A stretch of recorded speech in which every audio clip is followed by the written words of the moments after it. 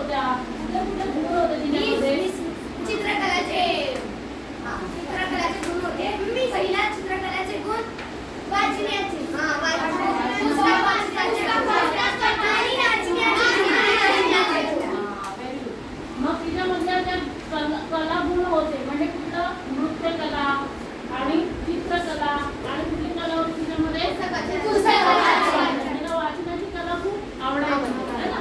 म्हणून बाबांनी काय सांगितलं की हे जे गुण आहेत ते गुण देखील आपल्यामध्ये आणणं खूप महत्वाचं आहे. फक्त अभ्यास करणं आपल्याला त्या गोष्टी आत्मसात करू शकत नाही. तर आपल्यामध्ये इतर जे कलागुण आहेत ते कलागुण